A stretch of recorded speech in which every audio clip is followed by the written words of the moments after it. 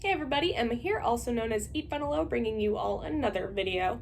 Today's video is going to be my May / kind of early June here 2021 vinyl haul, vinyl update finds video. I realized like a week and a half into June that I never posted my May 2021 vinyl finds video, so if you were looking for that, I'm sorry, but I'm pretty sure nobody was looking for that, so that's okay. I picked up a handful of records here at the beginning of June, got some pre-orders in, finally got Cheap Trick's vinyl release of In Another World, so that was last Friday. It all works out. I can show you in this video and don't have to drag it out through the end of the month. So everything's good. Was kind of wrapping up the end of the school year, my first year teaching in late May into early June, but all of that's done, free for the summer. I'm so excited. I have been absolutely jamming over the last few days, listening to so much from my kind of new arrivals bins.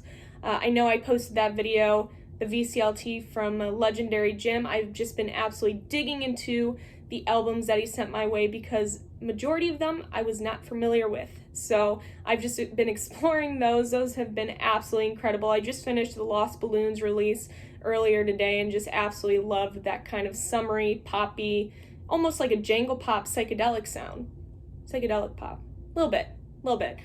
Exploding Hearts, that was fantastic, so I've really been digging into that, also just digging into releases, these new releases here that I'm about to show you. So the first thing that I want to do for this video is kind of kick off with some VCLT. This one piece of VCLT I've been holding on to for like a month and a half now. So I apologize to Trish, DJ Trish, who sent this my way, that it is now finally making it into this haul video, but that's my fault for not getting a haul video up in time. But DJ Trish, we know DJ Trish here in the vinyl community. She sent me some of her kind of compilation mixtapes that she likes to create and send out to other members of the vinyl community. So she sent me a few of them. She sent me Jammin' 2021, which is absolutely perfect for the summer months kind of coming up here, and it's been super, super hot lately here in Chicago, so you know that, or I should say Chicagoland, because Chicago people will come and get me. I'm not really from the city of Chicago, but close to. Spring Thing 2021, number 1, and Spring Thing 2021, number 2. So I only get a couple weeks left of Spring Thing until I move into Jammin' 2021. Although I cannot surf, that would not be a good look for me. Do not even think I could be able to stand on that surfboard. But who knows? I don't know. I've never tried it. Okay. She also sent a note. She sent some stickers. Trish fashion. So Trish, thank you so much for sending those my way. You always do a phenomenal job with those mixtapes, and they are perfect for the season, so thank you so much. Okay, another piece of VCLT. I am so excited about this. I just listened to this a couple nights ago, and it was absolutely phenomenal. This is from my buddy Tim over at Highnoon's Vinyl, Robert Cray Band, and Stevie Ray Vaughan, Old Jam, New Blood, Redux Club, Dallas, live 1987. This might look familiar if you watch Jeff Kempin, which you should watch Jeff Kempin's channel. I'll link him down below, as well as everybody else that I kind of call out here in this video.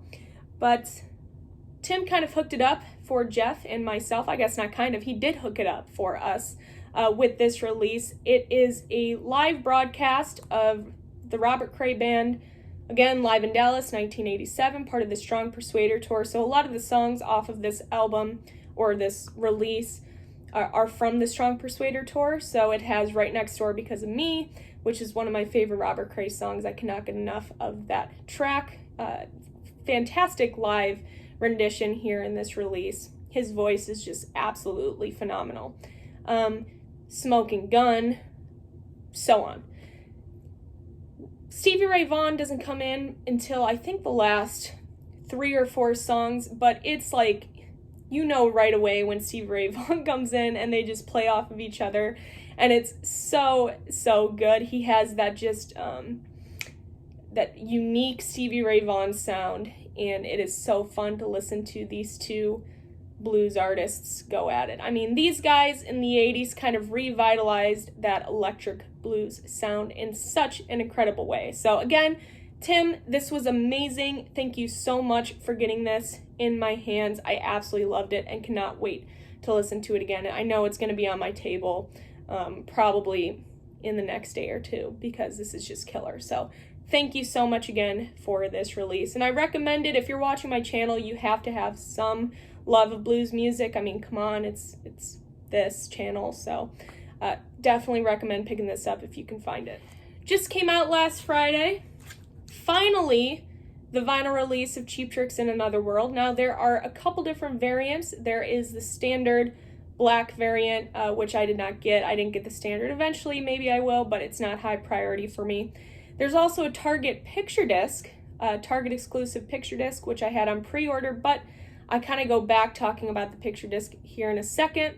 And then there was an indie exclusive, buy it at your local record store, indie store, splattered blue and white vinyl. So, of course, I put this on hold at my local record store, went to go pick it up. Now, my copy, absolutely amazing, worth the wait, love it, sounds great, looks great.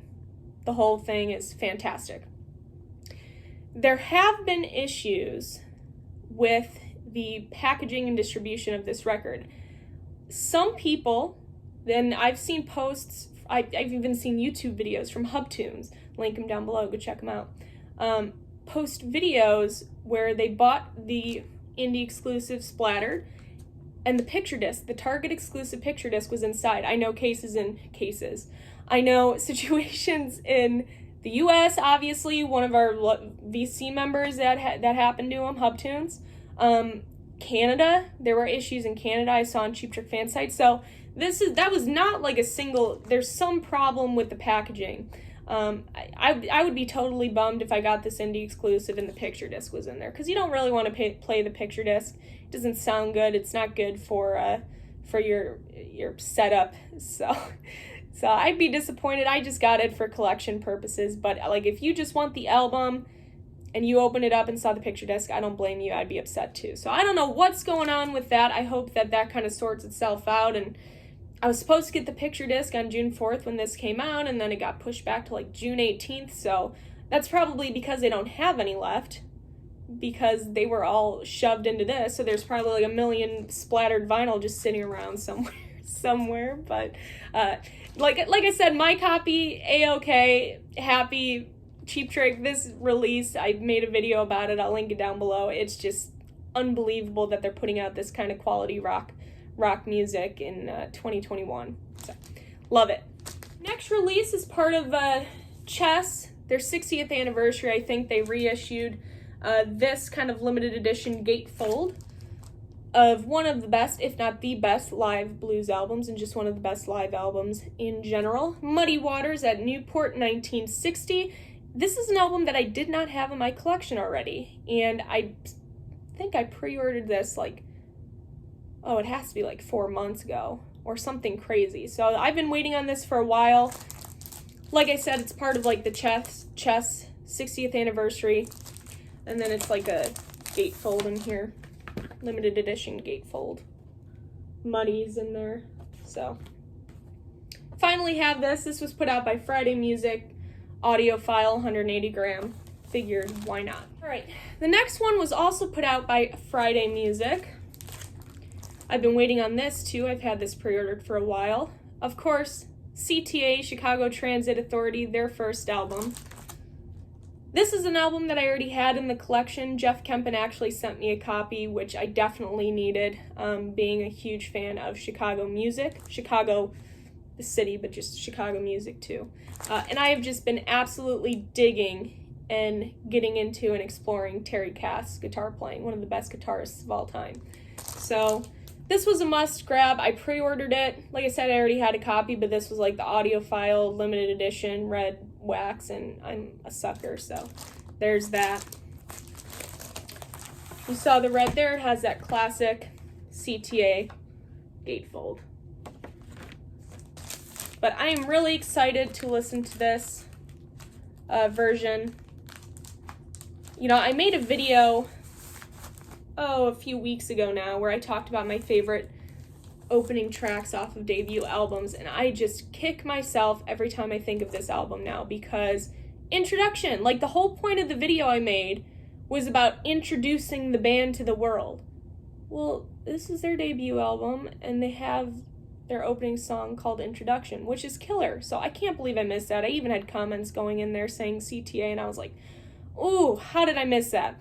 Then it goes into, does anyone really know what time it is? It has Terry Cass, just mind-bending free-form guitar on here. My favorite song, which I will never get tired of, is Poem 58. I could listen to that song over and over again. Also has I'm a Man on here, so just an essential album for any record collection. I'm excited to have this kind of audiophile version. I've also been, now, you know, my commute time's about 30 minutes to and from work, and over the last kind of month and a half, I have just been digging the Small Faces. And I went on Acoustic Sounds and I went to go order a Small Face album. Except I was having trouble figuring out which Small Face album I wanted to get. A little bit of Liquid Courage. I ended up with 3 of them.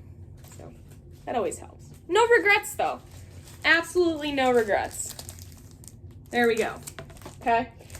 Small Faces, Decca. This is mono reissue. 1966, I think this came out. Kicks off with Shake.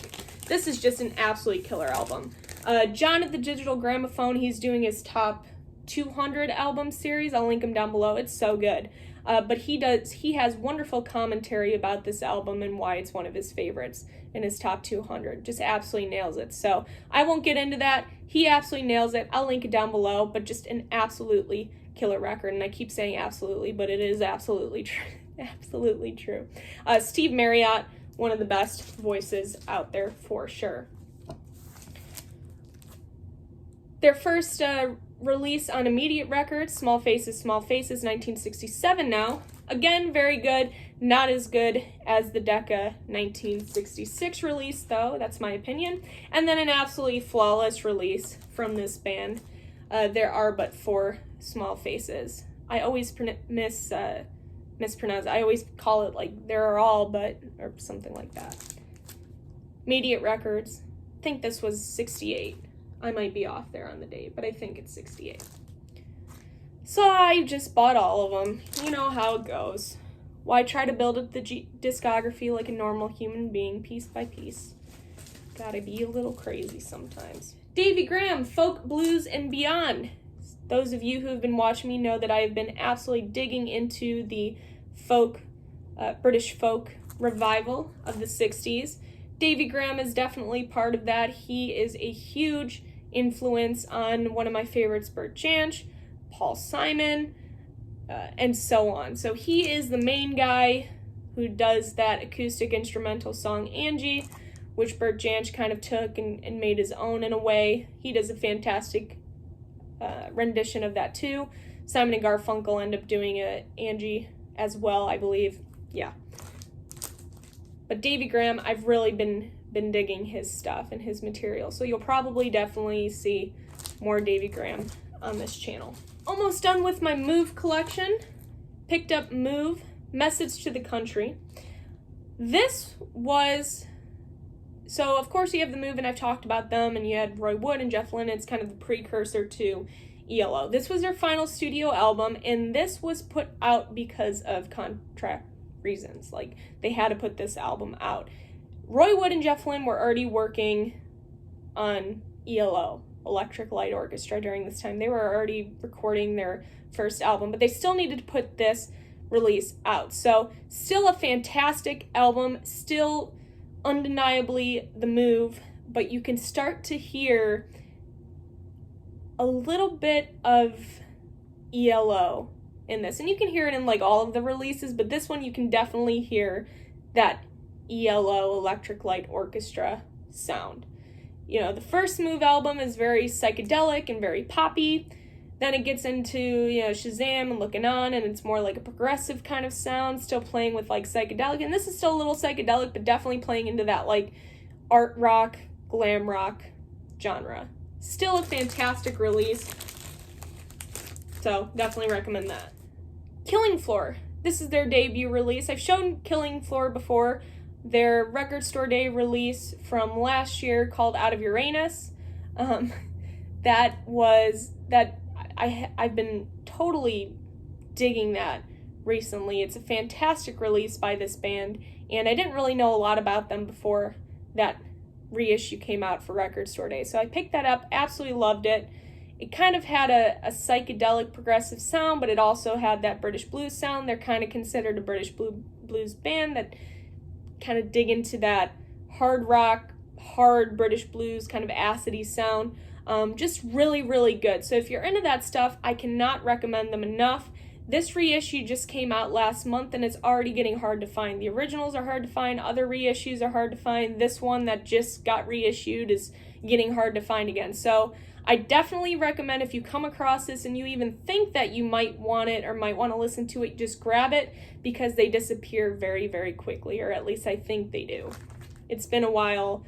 I had this pre-ordered for like 4 months, and it kept getting pushed back, and finally was released. So good. This release definitely plays more into that British blues sound than Out of Uranus does, but still, I mean, it's perfect for me. I showed this, I did an unboxing with this, but this is part of my May and June pickup. Paul McCartney's Ram 50th Anniversary Paul and Linda McCartney half-speed mastering. I won't get into that, I unboxed that, but I figured I'd show it. And I haven't even cracked this open yet, so I'm excited for this. But I finally pulled the trigger. This was a great deal that I got it for.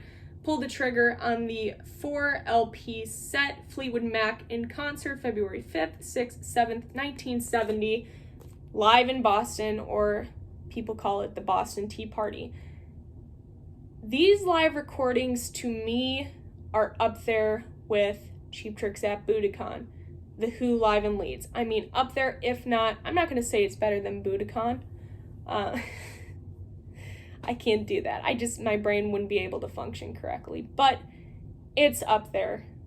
Fleetwood Mac, Peter Green's Fleetwood Mac with Jeremy Spencer, Danny Kerwin, John McVie, Mick Fleetwood, but that dynamic trio of Peter Green, Danny Kerwin, Jeremy Spencer, just guitar gods, playing together, playing off of each other, motivating each other to be better. They're fantastic. Just absolutely killer live, and this recording in particular, unbelievable. Like I said, it's up there with Budokan, live in Leeds, one of the best live recordings of all time. Supposed to be like a live official live release, but Peter Green, dealing with his own kind of personal demons and exploring new endeavors, I guess, leaves the band like a month after this was recorded. So didn't get the release out, but finally over time kind of got released unofficially through various different kind of outlets, and then Vinyl Lovers put together this 4 LP set, kind of like a complete concert. Just so good. So good. I really wish that it would have been released officially, because I feel like it would be getting way more love talking about best live albums of all time than it does. A lot of people do not talk about these recordings, and they should, because they're so good. Okay. Anyway, enough blabbering for me. Those are my pickups and VCLT from Tim and Trish. Again, both of you, thank you so much for sending the Robert Cray and the mixtapes. I love them. So good. But with that, everybody, I hope that you enjoyed these pickups. Let me know in the comments below what you think about the albums that I've picked up over the last kind of month and a half here. With that, I hope that all of you are doing well, staying safe. I'm getting ready for Record Store Day. I still have that big kind of VC thing in July happening, so I'm trying to not spend a lot of money for Record Store Day, but we'll see what happens. There's not really a lot that I want on this first drop, and the records that I do want are UK releases, so I'm going to have to probably go online for those anyways. There's a couple Bert Jansch releases, there's a Jacqueline release that I really want, all of those are UK. The only US that I'm looking at is the Chicago Blues Today compilation that Craft Recordings is putting out, so that's really the only thing. So I don't even know if I'm going to do a Record Store Day video, but we'll see what happens. You never know. And then the other major thing that I can think of that's vinyl related is the Feel Flows box set, Beach Boys Feel Flows, Sunflower, Surf's Up, different demo. I'm not even going to get into that, but I did pre-order that. So there will be an unboxing late July, early August when that box comes in. Anything else I'm missing vinyl related? I guess there's like an All Things Must Pass 50th anniversary coming out. I'll probably just get like the standard 3 LP set. There's like $1,000 box set with like horrifying replica figurines in there. But anyway, hope you all are doing well. Stay safe, and I will see you all for my next video. Bye, guys.